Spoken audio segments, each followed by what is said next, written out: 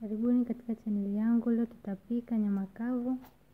Nitatumia tangawizi peke yake. Ukisha katakata nyama yako, unachanganya tangawizi, kisha unaikoroga vizuri.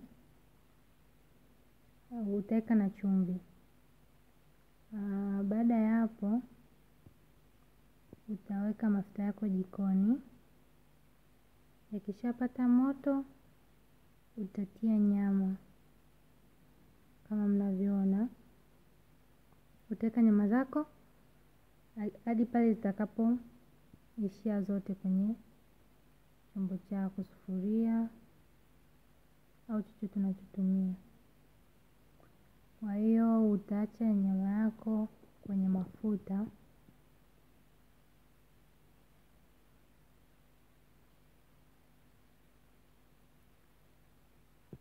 Utaacha nyama yako iendelee. Utaikorogea vizuri kwenye mafuta. Kisha utakaanga na mafuta hayo hayo.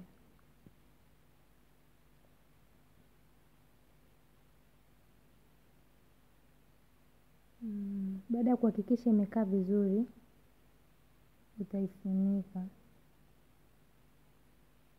Utaifunika ili iendelee kuchemka.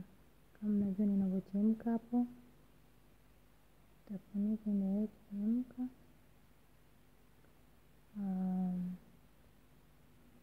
Hivi taratibu. Ikikauka, kama bado haijalainika, unaweza ukaongeza maji kiasi unachohitaji. Kwa hiyo maji hayo ndio yatakayoivisha nyama yako. Utaweka maji kiasi unachohitaji kama hivyo. Kisha utafunika tena. Usubiri iendelee kuchemka na kuiva. Baada ya muda kidogo, ikishachemka, ikikauka tena kama haijaiva bado vizuri, yaani haijalainika kiasi unachokihitaji wewe, basi utaongeza maji tena, ila kwangu naona imeshalainika.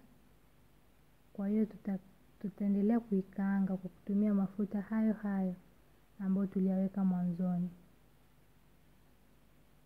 Kama mnavyoona hapo inaendelea kuiva na mafuta.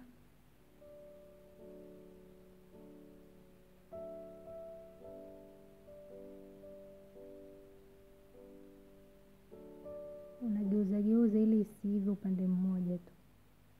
Inatakiwa iive vizuri pande zote.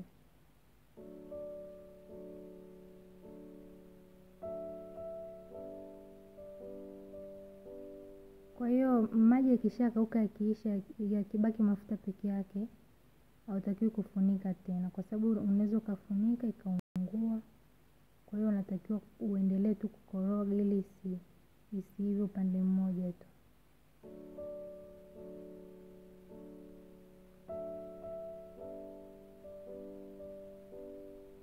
Unaendelea kuiva taratibu.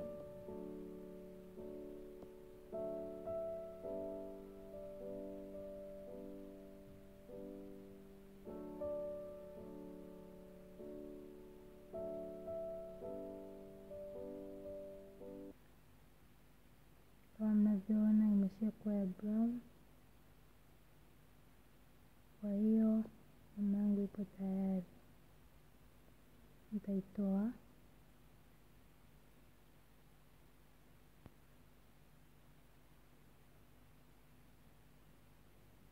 Sasa hapo ni tayari kwa ajili ya kuliwa.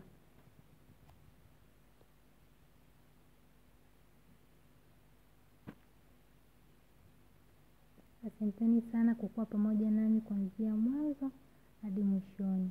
Kama ni mgeni kwenye chaneli yangu, usisahau kubonyeza subscribe button. Karibuni na asanteni. Bye, hadi video nyingine.